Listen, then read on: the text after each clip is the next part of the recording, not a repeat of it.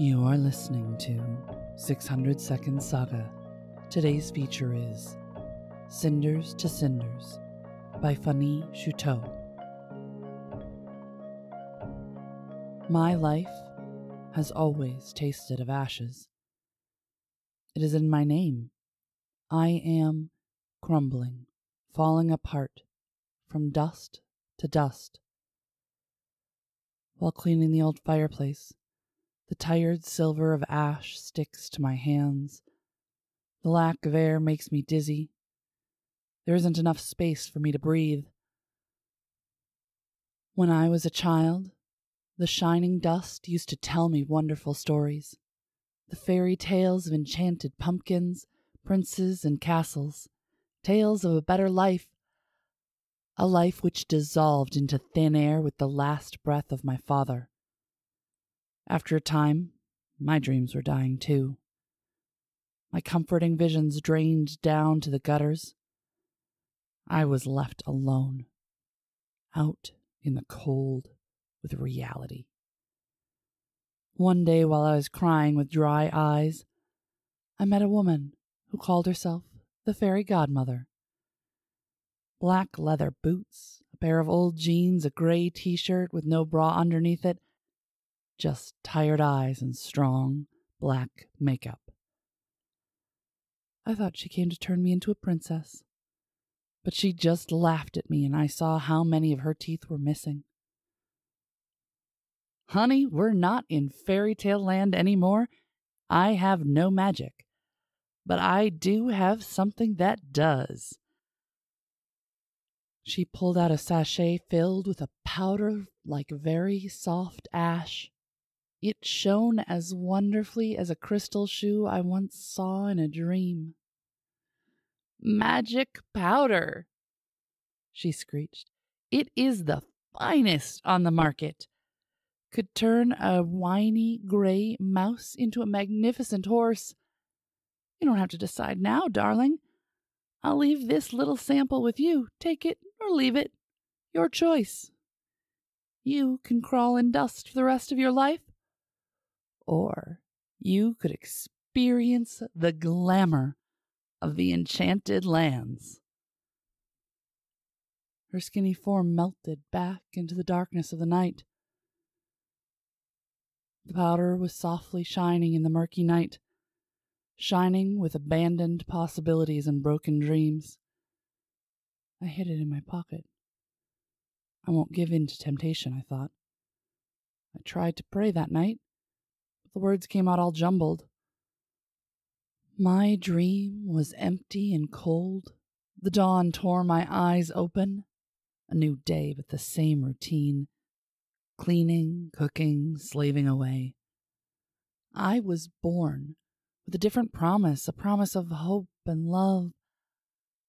But my faith shattered, and redemption floated away with the soft speckles of dust.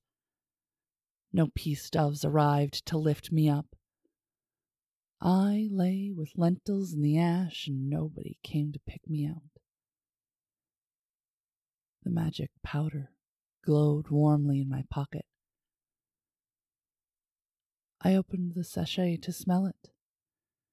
I took a deep breath, and the soft crystal dust floated into my nose, deeper and deeper. It smelled of cleanness and dreams, so I inhaled more and more. I couldn't get enough. I started to change. A gentle touch cleansed my skin of dirt of the years. It became as spotless as a swan feather. Silver cinder covered my old rags, and it slowly transformed into an elegant dress, the silk swirling around me, fresh as the water of the northern fjords, and the invisible lips of frost breathed a layer of fragile lace on me.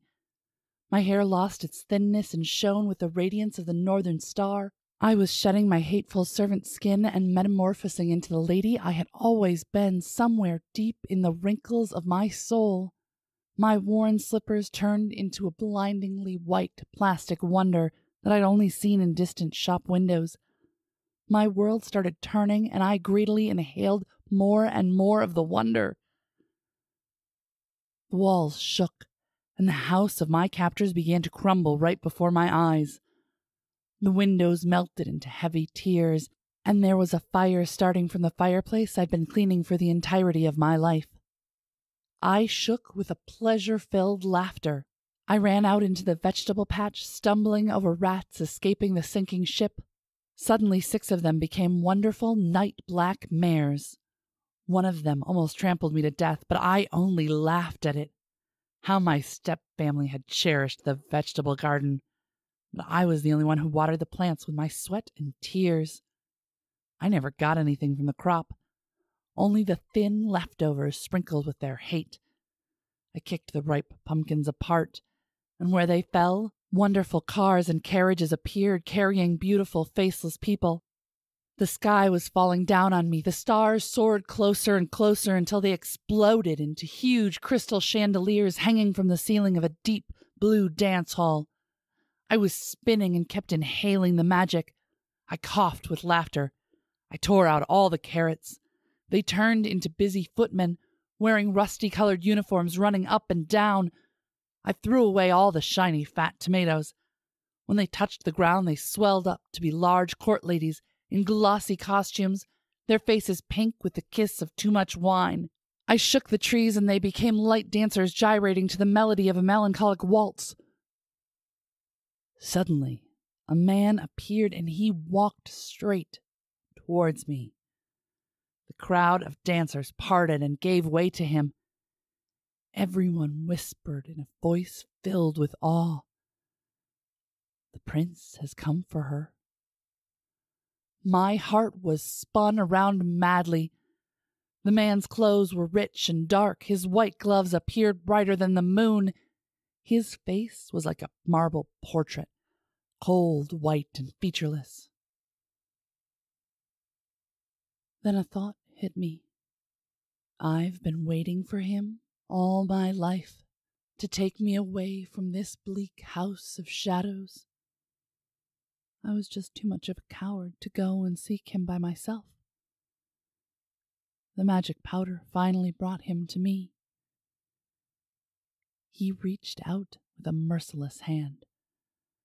"I have come to deliver you from your suffering. Come with me.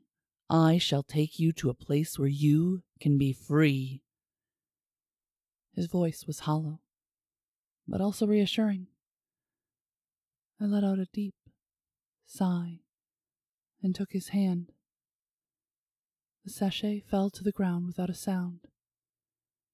Deep silence enveloped the house and the garden again.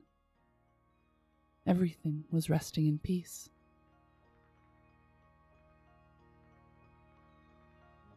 This was Cinders to Cinders by Fanni Sütő. Cinders to Cinders first appeared in issue 3 of Tincture Journal in 2013. Fanni writes poetry, short stories, and a growing number of novels in progress. She publishes in English and Hungarian and finds inspiration in reading, paintings, and music. She writes about everything which comes her way or goes bump in the night. Her heaven would be a library with an endless supply of coffee latte, cupcakes, and Doctor Who episodes. She tries to find the magical in the everyday and likes to spy on the secret life of cities and their inhabitants.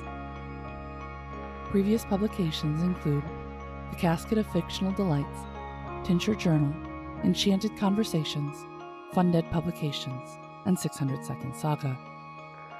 She is very happy to do collaborations, art exchanges, cross-art projects, so if you're interested in such things, please get in touch.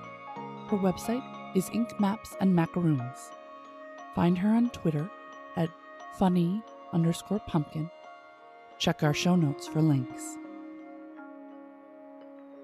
Music is provided by Mads.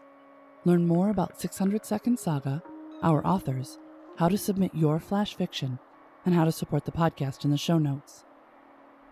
This has been Mariah Avix and 600 Second Saga.